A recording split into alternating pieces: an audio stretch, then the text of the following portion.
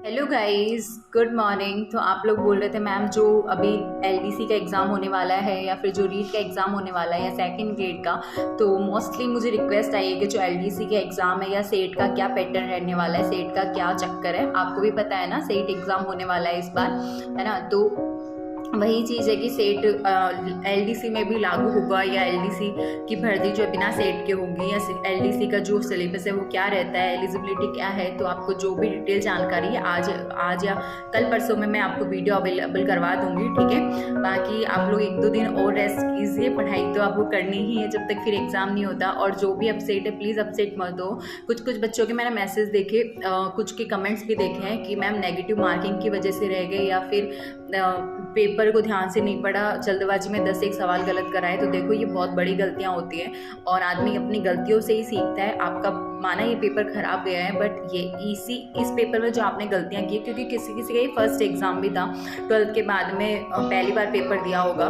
तो ये जो गलतियां आपने की है, मैंने बहुत बोला था नेगेटिव रोल का एक बहुत बड़ा इम्पैक्ट पड़ता है पेपर पर। बट एक वही चीज़ है ना कि कहना और एक्सपीरियंस करना तो अलग अलग चीज़ होती है। तो मैंने तो कह दिया, बट अगर आपने अब एक्सपीरियंस कर लिया कि नहीं यार ये सब चीज़ें बहुत मैटर करती है, तो आने वाले जितने भी एग्जाम होंगे आप इन गलतियों को नहीं दोहराओगे और ये आपके लिए बहुत अच्छी बात होगी, ठीक है। तो आप टेंशन मत लो, जो भी है जैसा भी है एक्सेप्ट तो करना ही पड़ता है, ठीक है। बहुत से तो अब आप, मैं सबके लिए नहीं बोल रही, बट फिर भी आपको पता है कि अभी डीवी के टाइम पे भी मतलब डीवी मतलब डॉक्यूमेंट वेरिफिकेशन के टाइम पे भी 2 गुना बच्चों को सेलेक्ट किया जा सकता है, पर आपको भी पता है लगने तो 1 गुना बच्चे ही हैं। तो बहुत से लोग हैं जो डॉक्यूमेंट्स वेरिफिकेशन के बाद भी अपसेट हो जाएंगे, है ना। तो ये तो लाइफ है, चाहे खुशी आए चाहे गम आए, एक्सेप्ट करना ही एक सॉल्यूशन रहता है कि जितना जल्दी हो उसे एक्सेप्ट करो, उस चीज़ को, लाइफ में आगे बढ़ जाओ। चलती का नाम जिंदगी है, ठीक है। तो आप लोग अपसेट मत हो, सबके साथ हुआ है, लाखों फॉर्म्स आए थे, है ना। माना आपने पढ़ाई करी है 3 महीने 4 महीने, आपकी पढ़ाई वेस्ट नहीं जाएगी।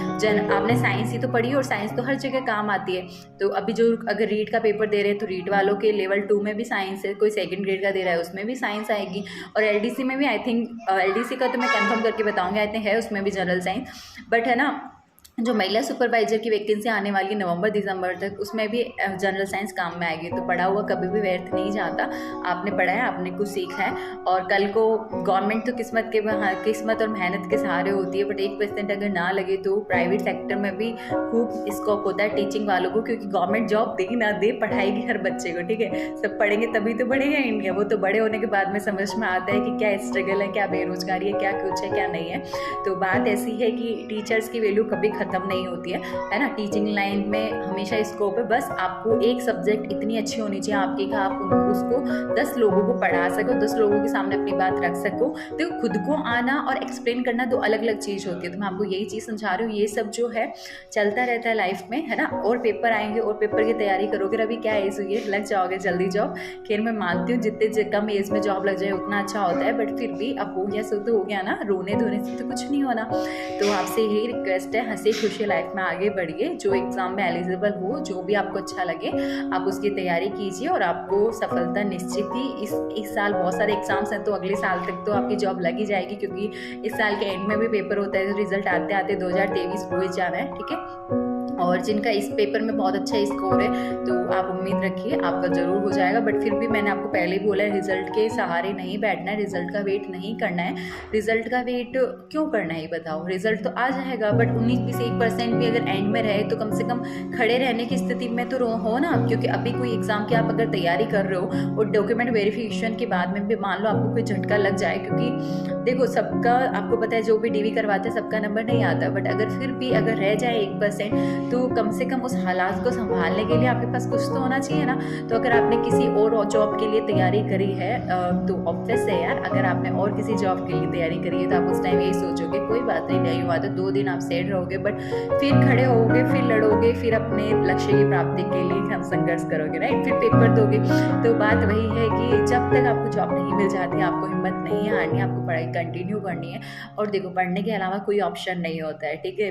पढ़ाई करोगे तो ही कुछ होगा, अदरवाइज नहीं पता। और स्ट्रगल आपने भी देखा होगा, अगर आपके घर में बड़े भाई हैं या आपके दोस्त हैं या घर में इतने सारे रिलेटिव्स होते हैं, कुछ कुछ तो चाहते होते हैं ना। तो आपने देखा होगा स्ट्रगल हर किसी के लाइफ में होता है। और कॉलेज तक तो मजे मजे में कॉलेज कर लेते हैं, कॉलेज करने के बाद पता चलता है लाइफ में असली स्ट्रगल क्या है। और ये जो 20 से लेके 25 साल तक की एज होती है ना बेटा, ये थोड़ी ऐसी ही होती है, कोई बात नहीं। किसी किसी का स्ट्रगल तो बहुत आगे तक जाता है, बट फिर भी 30 साल की उम्र में भी, 35 साल की उम्र में भी वो हिम्मत रखते हैं कि हम अपनी मेहनत करेंगे और अपने अब जाके फाइनली हमें जॉब मिल जाएगी। अभी भी देखा होगा आपने, रीट लेवल 1 में भी काफ़ी एज वाले भी लगे हैं, मतलब काफ़ी एज, मतलब 30 साल की। अब आपकी एज के हिसाब से तो छोटे बड़े ही है ना, तो कहने का मतलब ये है कि उस टाइम तक पढ़ना ही बहुत बड़ी बात होती है। आप अभी से हार नहीं मान सकते, आपको ये सोच के चलना होगा कि जब तक जॉब नहीं लगती है आप पढ़ाई नहीं छोड़ोगे, ठीक है। अच्छे से पढ़ते रहो, पढ़ाई कभी भी वेस्ट नहीं जाती है। ये वीडियो इसीलिए बनाई क्योंकि मैंने बहुत सारे कमेंट्स देखे हैं जो बहुत अपसेटिंग भी है, देख के बुरा लगता है, बट आपको ये पता है किसी के हाथ में नहीं है सबको जॉब देना या दिलाना। मेहनत करना आपके हाथ में था। आपने अगर 3 महीने पढ़ा है, 4 महीने पढ़ा है कुछ सिली मिस्टेक्स की वजह से, तो आपको पता है वो मिस्टेक क्यों हुई है, क्योंकि प्रैक्टिस में कमी थी, ठीक है। प्रैक्टिस, आप जब टेस्ट सीरीज देते हो तो आपका पता है मानस क्या होता है कि यार इसी में से ही मुझे सवाल देखने को मिल जाए एग्जाम में और मेरी बल्ले बल्ले हो जाए, बट ऐसा नहीं होता। प्रैक्टिस करने के लिए सिर्फ टेस्ट सीरीज होती है। आपने ये भी चीज़ अगर रियलाइज कर ली तो आगे भी ध्यान रखना। अगर आपका एग्जाम है जैसे कि, और आप अगर एग्जाम से 1 महीने पहले तक कहीं कोचिंग जा रहे हो या कोचिंग ले रहे हो, चाहे ऑनलाइन ले रहे हो चाहे ऐसे ले रहे हो, आप बहुत पानी में बेटा, क्योंकि जब एग्जाम आता है तो उससे 1-2 महीने पहले तक सारा कोर्स हो जाना चाहिए और रिवीजन पे फोकस करना चाहिए, क्वेश्चन प्रैक्टिस पे। और कभी भी क्वेश्चन करते टाइम ये नहीं सोचना चाहिए हाँ जीके के अलावा, जीके में सवाल रिपीट होते हैं आपको भी पता है, तो जीके के लिए तो 1-2 PYQs वाली बुक ही काफ़ी होती है ना, अगर अच्छे से 1-2 बार पढ़ लो तो। बट साइंस के लिए ये चीज़ बोल रही हूँ, साइंस में ऐसा नहीं होता कि आपने 20 सवाल पढ़े तो 20 में से आपको 5 रिपीट हो जाएंगे, ऐसा कभी नहीं होता। आप अगर 100 भी पढ़ोगे उसमें से भी 1-2 आने के चांस होते हैं, वो भी घुमा फिरा के।